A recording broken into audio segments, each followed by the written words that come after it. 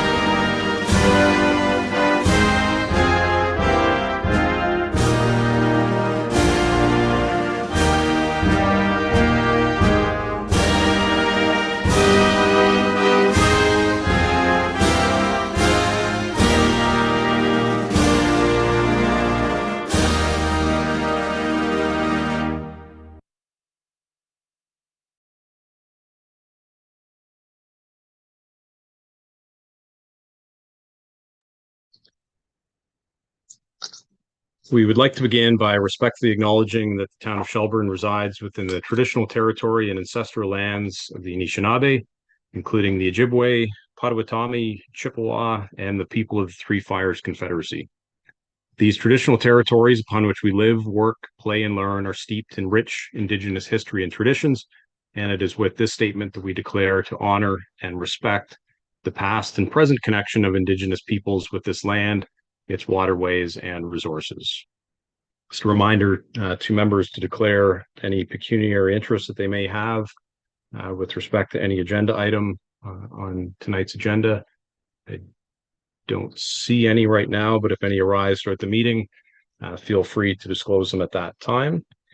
Can I have a motion to adopt the minutes from our November the 25th council meeting, which were circulated with the agenda? Moved by Councillor Sample, seconded by Councillor Fegan. Any discussion on those? No, all in favor? That's carried. Okay, we do have a closed session that we're going to do now rather than later in the meeting. So I would look for a mover and seconder for the motion that reads as follows: be it resolved that according to section 239 sub 2 B and I of the Municipal Act, council enters closed session for personal matters about an identifiable individual, including municipal or local board employees, and a trade secret or scientific, technical, commercial, financial, or labor relations information supplied in confidence to the municipality or local board, which, if disclosed, could reasonably be expected to prejudice significantly the competitive position or interfere significantly with the contractual and other negotiations of a person, group of persons, or organization. Is there a mover and seconder for that? Deputy Mayor Hall, seconded by Councillor Guichardi. All in favor? That's carried. Okay, so we'll just give staff a minute to move us into the in-camera room.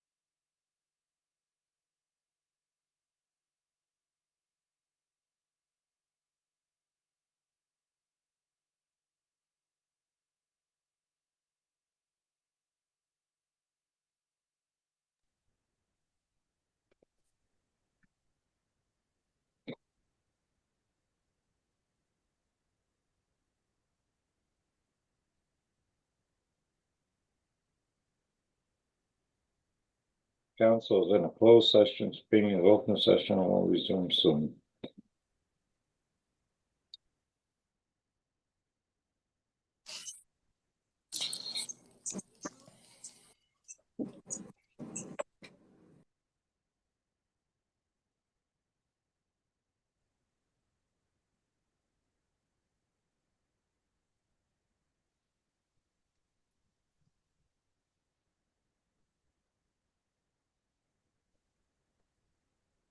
Okay, I think everybody's back. All right. Okay, so just one motion coming out of closed session. Be it resolved, the council receives the verbal update and report from our CAO as presented. Can I have a mover and seconder for that? Moved by Councillor Fegan, seconded by Councillor Sample. All in favor? That's carried. All right, on to public question period. Are there any members of the public here for question period? No? Okay, and no questions were submitted today? Correct, no questions. All right, and no presentations this evening or delegations. So that takes us to council inquiries. Any inquiries? Councillor Sample. Yeah, just a question about the subdivision over by Foodland. Are we able to, is bylaw able to go in there or anything yet? Or what's up with that? Just because I had a question from a resident over there and I just like to give them an answer. Through your worship, at the moment, the only bylaw enforcement taking place is winter parking control because the town clears the roads. Once the town is assumed, then full enforcement will take effect. Okay, so if we have stuff on curbs and it's left there and it's affecting snow removal, does that look at it, or are we just doing snow removal period and that's just parking? So as for clean yards, we are directing those residents to contact GFL directly for large garbage pickup. But currently at the moment with the postal strike, we're not able to issue any notices. Okay. And the Ministry of Attorney General has also advised that we're not able to provide any collections because notices cannot be issued. Of course. We have court. Yeah. Of course. So that was just my question, because I was over there the other day because of this person asked me about it, and there just seems to be large furniture sitting around certain households over there and nothing's being done or nothing's being accomplished or anything. So, okay. Yes. Sorry, through your worship, one more answer to your question is that we also contact the developer directly to let them know there are large items to be picked up, and they usually try to accommodate through GFL a large garbage pickup. Thank you. Thanks. Councillor Wagner. Thank you very much. Just really quick. When there is, I guess, a violation taking place, like for example, if the trackless is going up the sidewalk and there's someone that is sticking past and it permits them or doesn't permit them to go past, is the operator of the trackless then mentioning anything to bylaw, or is that just something they're like, whatever, I'll go around it or whatnot and don't say anything? I wasn't sure if they can kind of do that, or if they do that, or if they just leave it as it's not their responsibility to sort of report the infraction. Through your worship, yes. Our staff do log that, and then we do turn that over to Jennifer and her bylaw crew there, so they follow up. So they've actually been doing a number of tickets too. So it's our guys have found it much easier this year getting around the sidewalk. So okay, perfect. I just wasn't sure how that kind of worked, because I figured they would be the first person to see the infraction, and it would negatively affect them for doing the job, right? So I wasn't sure if they would sort of pull up or report that sort of right away kind of thing, so it can be dealt with as soon as possible. And then so that's my next question, I guess, with regards to Jennifer's comment. So we're still able, even though the post office or the post strike is on, to submit notices or tickets or whatnot to areas assumed by the town? So is it in regards to winter parking or clean Yeah. yards or Yeah. what? It would be So like winter- an infraction for like a winter parking. Yes, through your worship, winter parking notices our tickets are still being issued. Okay. The one thing we are not able to do is once they reach their 15 days past due, we're not able to send out any collection notices. Gotcha. Okay. Thank you so much, guys. Okay, Councillor Bernardo? I know I bring this up every year and I'll bring it up again. On the, last week with all the snow that fell, unfortunately, I saw snowmobiling down Canfield walkway. And I know they shouldn't be doing that, and I bring it up every year that we somehow let the public know that walkways, sidewalks are not snowmobile easy places to go. I mean, boulevards, that's where they should be on if they are going for gas or whatever, but they're not to go down because it's a shortcut for them to, that's not what they're there for. So I don't know. And the other thing I was gonna ask, is it possible that maybe we can post a sign with our walkways, like Canfield, the walkway between Canfield and Park? No snowmobiling, no 4x4s going through there? Through your Jim? worship, I don't believe we have any signs like that in stock. We would have to make something like that up or get it from our supplier. We can, I believe we have something already prepped up there for social media stuff, so we can always pull that up, update it, and put that back out as well. So I know we have a sign on the park that says no snowmobiling on Greenwood Park, so I know we have signs in the past for that purpose. So that's why I was asking if signs can be posted on those walkways. Because unfortunately, there are people that think that they are the shortcut that they can utilize going between one street and the other to get to wherever they're going. I guess it's the same situation as people are in a hurry to get to wherever they're going and they just don't want to use the proper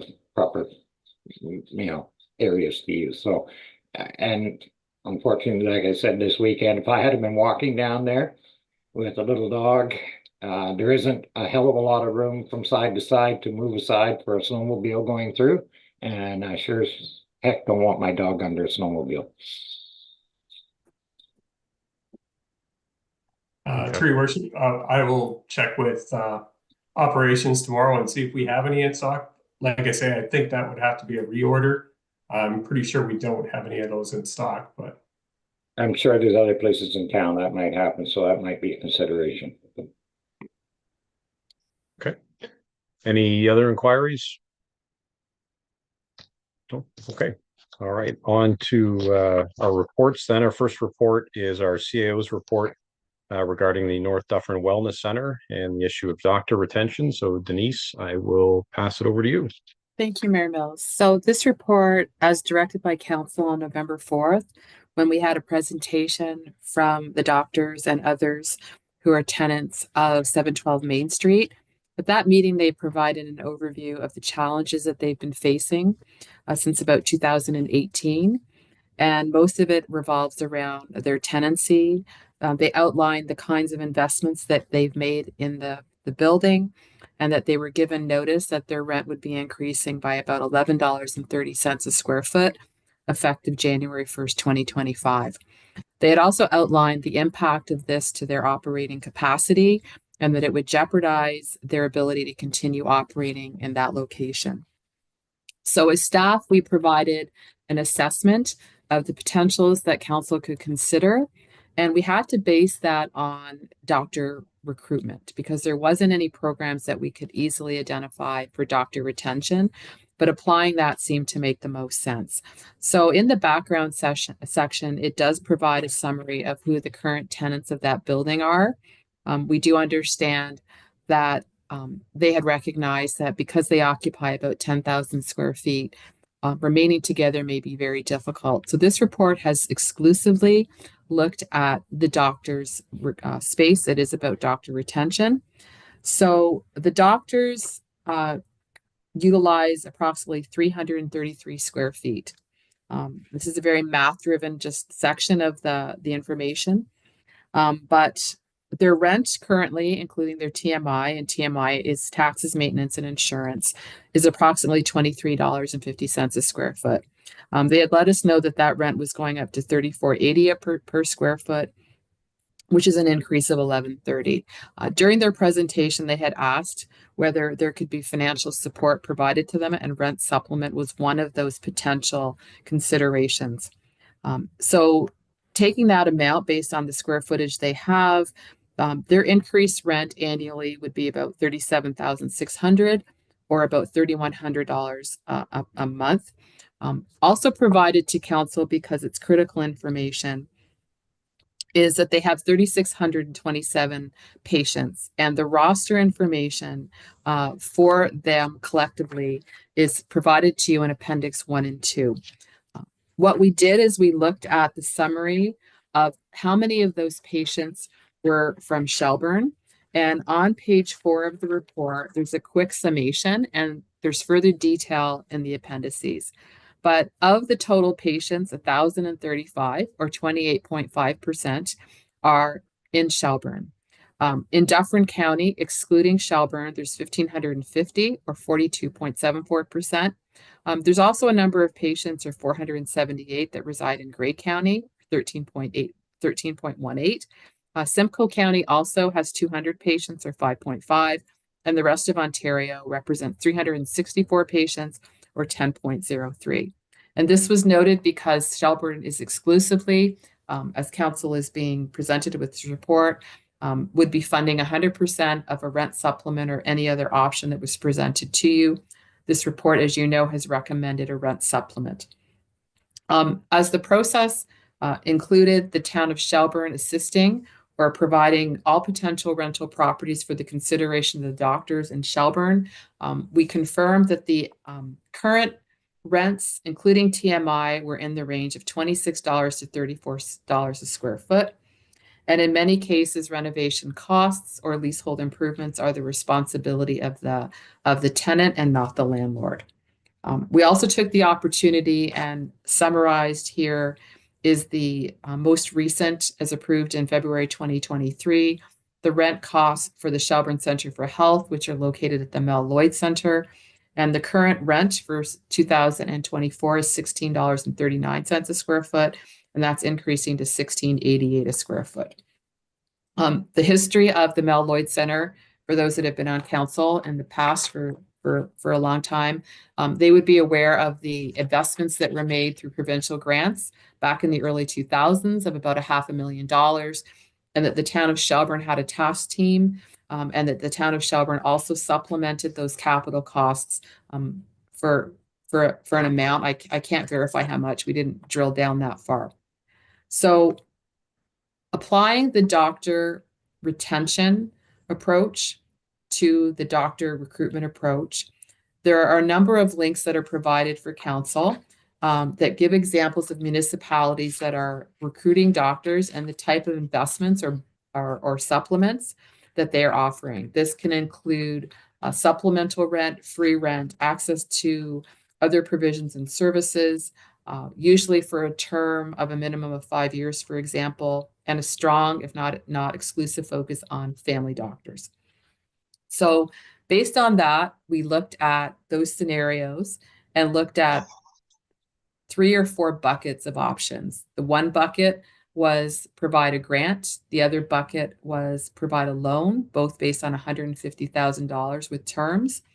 The other approach was to look at supplemental rent for 1 or 2 years, whether the location was the existing location or another location, obviously with the condition that it has to be in Shelburne. And then the other option, which is always an option, is called do nothing, where no supplement will be provided.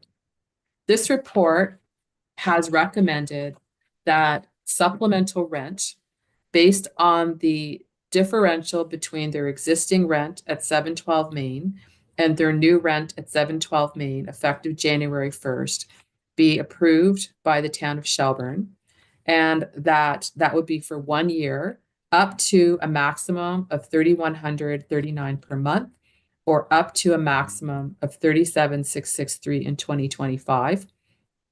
What would also need to be done, as is recommended, is that staff be directed to develop and approve a memorandum of understanding, which would outline all the terms and conditions that would be necessary to be met for the monies to be transferred. As is noted in the report, the doctors function under a numbered company in Ontario, so there would be only one check issued. And as we would also do within any kind of accountability and transparency in our financial accounting, is it would have to be based on a receipt-based model, and that we would have to have the evidence of those financial needs in order to transfer the monies. So I know that that was a really quick overview. I know council has spent a bit of time on this as well in terms of reviewing the report and looking at this from the follow-up to the presentation. So if there's any questions, I'm happy to answer them, or my colleague Carrie, as the Director of Finance, can as well. Thank you. Okay, thank you. Questions for Denise or for Carrie? No. So I had noted earlier that I think two of the three doctors were online. I don't see them here anymore. Jennifer, are they gone? Yes, sir. Looks like they have logged out. Okay, that's too bad. I was hoping to see if they had any updates from their last presentation to council. Denise, just to clarify, so the recommended supplement of 3139, that represents the actual monthly rental increase that was identified by the doctors when they were last here, right? So Yeah. that's the difference between what they're paying in rent now and what they're expecting to be paying at the increased rental rate. Yes. So what we understood, and this was in writing, is that their current rent is $23.50 per square foot. Their Yeah. new rent will be $34.80 per square foot, or a difference of $11.30 per square foot per month, for a total of $37,662.90 based on 12 months. For the year. Yeah. Okay. Okay. All right. My thought would be, so I mean, between the two options, that they're essentially the same. The options that are recommended in terms of providing the rental supplement. One is tied to the current location. One is sort of more open ended, that it contemplates a potential other location. Would it be simpler just to approve a rental supplement in the amounts indicated and not stipulate an actual location? Certainly, Other than that, it has to be within the town of Shelburne. certainly. Okay. I personally, I think that might be easier, and I think it would give staff a level of flexibility when it comes to actually drafting and working out the details of an MOU with the doctors. Okay. So based on that, I'll go ahead and make a motion, because I'm going to kind of wing it here and just reword it on the fly. But I'll move that be it resolved, the council receives report CAO 2024-06 regarding North Dufferin Wellness Center doctor retention for information, and that council approves a rent supplement to the rental costs for three doctors for up to $3,139 per month, or up to $37,663 in 2025, for 1 year, provided that the three doctors remain in the town of Shelburne, and that the supplemental rent costs be paid at the beginning of each month to the doctors be approved, and that the supplemental rent costs be funded from the anticipated 2024 operating surplus be approved, and that staff be directed to issue and approve a memorandum of understanding for the provision of the supplemental rent for 2025 and all terms and conditions for acceptance by the doctors. Is there someone willing to second that? Deputy Mayor Hall. Okay, so just to be clear, what this is saying is the council will approve a rent supplement of up to $3,139 per month, starting in January, and that potentially could run for the full year of 2025. So that could be $3,139 per month, provided that the doctors remain in the town of Shelburne, and that we're essentially asking staff to work out the terms of an MOU with the doctors to kind of get into more details. But okay, everybody's clear on it.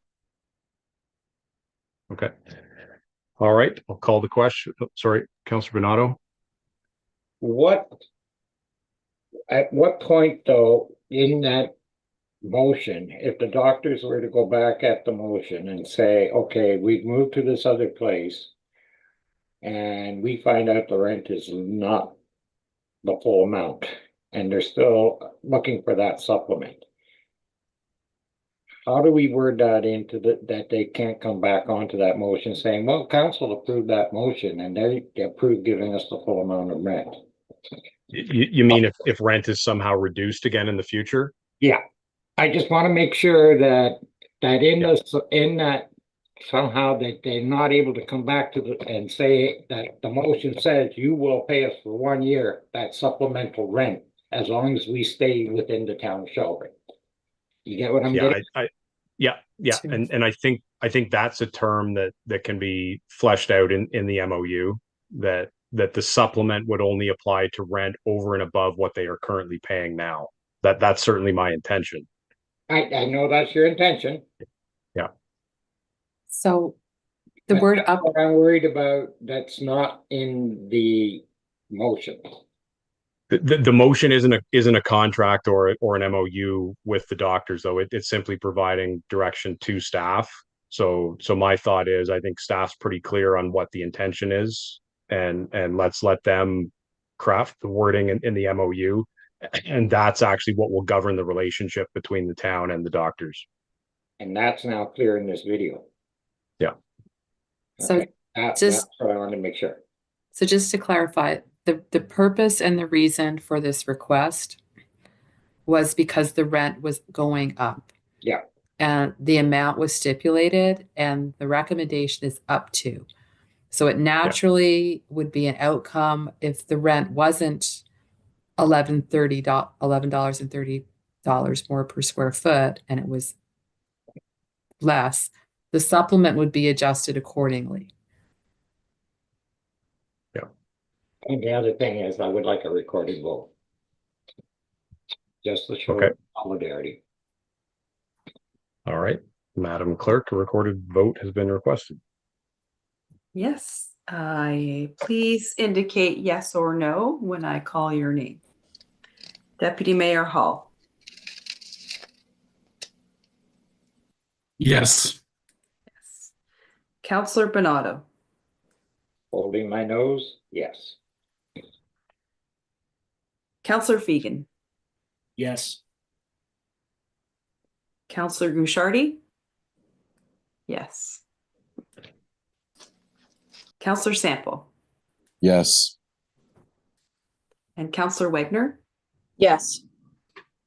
And Mayor Mills. Yes. Okay, the motion carries. Okay. Thank you. All right, so the next item is bylaw 50-2024, which is a bylaw to adopt the estimates for the sums required during the year 2025 for general and water sewer purposes for the town of Shelburne, which is a fancy way of saying that it's our bylaw to pass the budget. Carrie, is there anything you want to add?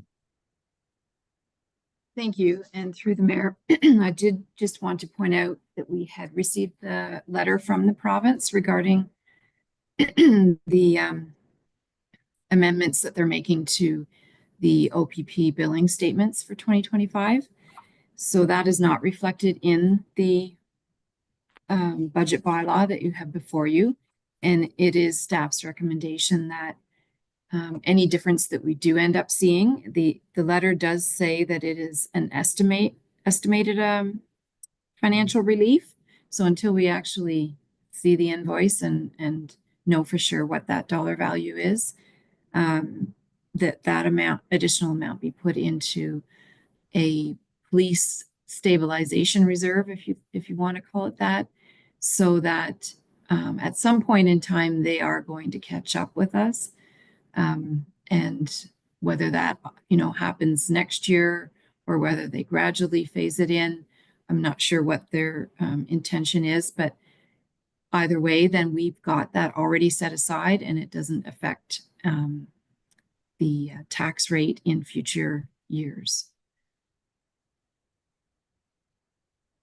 Otherwise, the bylaw is the same as what we've been presenting for the last 2 meetings. Yeah. Do you need anything specific from us to put that in motion? I don't think so. Okay. If you want to add, I mean, it's it an to- estimated amount now anyways, right? So Mhm. we can't really. Yeah, until we see that first invoice in January, we don't know what it will actually say. I guess we could, by resolution later, once we know the exact number, give direction that it just be added to a reserve. Yep, that would be fine. And Okay. this letter that was sent to us will be in our January agenda package under communications. So perhaps by that time we would know more information and we could pull it and pass that motion at that time. Okay. Yeah, I think that makes more sense once we know what the actual number is. Okay. All right. So that being the case, can I have a mover and seconder then to provide for the reading and enacting of bylaw number 50-2024, which is our budget bylaw? Moved by Councillor Sample, seconded by Councillor Guichardi. All in favor? That's carried. All right. Next is bylaw 51-2024, which is a bylaw to provide for the levy and collection of rates and taxes for the 2025 year. Carrie, I mean, again, this is sort of standard stuff. Do you want to speak to that one at all? Correct. Yeah, it's just our standard interim billing bylaw so that when we come back from the Christmas break in January, we can bill the taxes, even though we might not be able to mail them. Yeah, we can at least produce. Let's hope so by then, but who knows? Mm-hmm. Okay, is there a mover and seconder for that bylaw? Councillor Guichardi, seconded by Councillor Fegan. All in favor? That's carried. All right.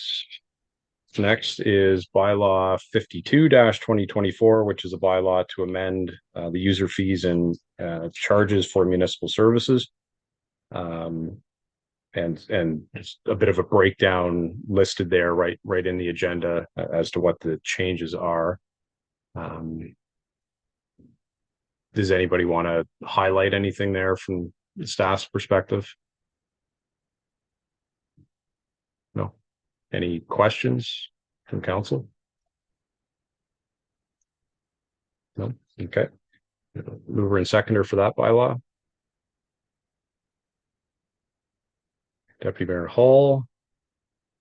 Seconder. Councillor Sample, thank you. All in favor? That's carried.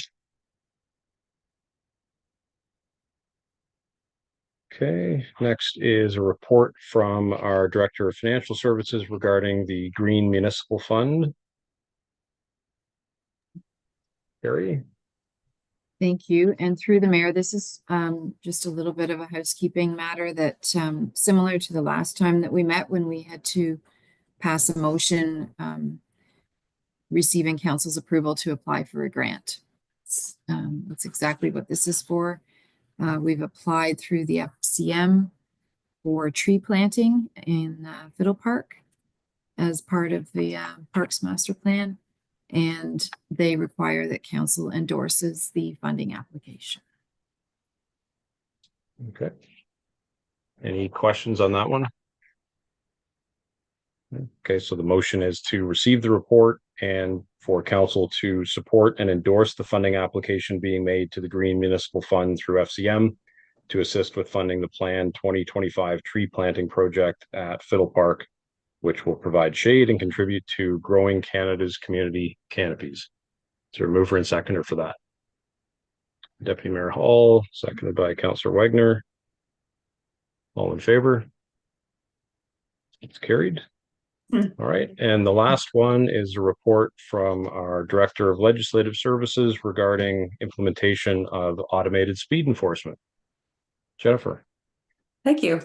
Through your worship, council has in the past on several occasions discussed automated speed enforcement. And on October 7th, within the budget framework report, council directed staff to include ASE based on a revenue neutral structure within the draft 2025 budget. So traffic calming enhancements have already been implemented within the town. Those are noted in the 7 bullet points on page 2. Further research and investigation recommends that adding automated speed enforcement as an added measure to further enforce speed limits to assist OPP and the town for continuous provision of a safe and efficient road network. Currently, the Highway Traffic Act permits the use of ASE in community safety zones and in a school zone. So staff has done some research and met with different service providers. What we have engaged in is discussions with Global Traffic Group to implement our ASE pilot project. Global is a Canadian-owned and operated company. They currently provide services to several municipalities across Canada and work with provincial governments to develop ASE projects. Global will provide a full turnkey solution to operate an ASE program enforcing speed limits in Shelburne for 3 years, excluding the setup time in the 90-day public awareness period. The intention is to have the pilot program operational in Q3 2025. Global and town staff will determine and implement the number of zones, operating hours, and commencement date for our program to ensure compliance with provincial legislation, regulations, and guidelines. We are anticipating that 5 cameras, which can operate in both directions of the street on designated streets, will be installed. Global's ASE system is operated by mounting the cameras on an existing post or pole to provide traffic counts, vehicle speeds, and stop data simultaneously and in real time. The data also provides detailed insight into driving behavior. The system's data generates risk analysis reports in easy-to-read formats, which can be customized for internal and public display. The reports showcase the number of vehicles driving at speeds that have resulted in a traffic violation ticket and will support data-driven enforcement by ASE. A 90-day public awareness period is required before starting the ASE program as per the provincial requirement for notice, and 90-day awareness signage must be posted each time the speed device is moved to a new location. Global will be available to provide the town ongoing support, which includes educational material to ensure we're compliant with the mandatory public awareness notification. So the next steps to implement this 3-year pilot project, we will review our community safety zones, and if council recalls, in 2021, the majority of town streets were designated a community safety zone. The next step would be to partner and enter into an agreement with the Township of Essa. Essa has been designated as a processing center by the Ministry of Attorney General, and so all of the penalty notice will be implemented and sent through the Township of Essa. And then after that, we are required to enter into an agreement with the Ministry of Transportation and the Ministry of Attorney General to access plate registration information and license plate denial requests to MTO. As noted in the 2025 budget framework report, this project is based on our revenue neutral structure and is expected to go live in Q3 2025. Global will provide mobile ASE camera systems and rotate the cameras across locations during the pilot project on a schedule agreed upon with town staff. The town does not incur any upfront costs, either operational or capital expenditures, and would receive a percentage of the revenue negotiated by the town and Global. So looping back to the recommendation on page 1 is that council authorizes the mayor and clerk to enter into a service agreement with Global Traffic Group to implement a 3-year automated speed enforcement pilot project within the boundaries of the town of Shelburne in 2025. Happy to take any questions. Okay, thank you. Questions for Jennifer? No? Okay. All right, so the motion is to receive the report, and as Jennifer said, to authorize myself and her to enter into a service agreement with Global Traffic Group Limited to implement a 3-year automated speed enforcement pilot project within the boundaries of the town of Shelburne, starting in 2025. So a mover and seconder for that. Councillor Bernardo, you down as the mover, Councillor Fegan as the seconder. All in favor? Any opposed? That's carried. Thank you. All right. Any notices of motion for this evening? No. Okay. On to our list of communications. Is there anything anybody wants to pull out there? No. Okay. Can I have a motion then to receive those 7 items as information? Councillor Sample, seconded by Councillor Wagner. All in favor? That's carried. Motion for our confirming bylaw. Councillor Bernardo, seconded by Deputy Mayor Hall. All in favor? Carried. And a motion to adjourn at 9:26. Councillor Bernardo, seconded by Councillor Sample. All in favor? Carried. All right. Thank you all. Happy holidays. Merry Christmas. Happy New Year. You're off the hook tonight, Lindsay. You weren't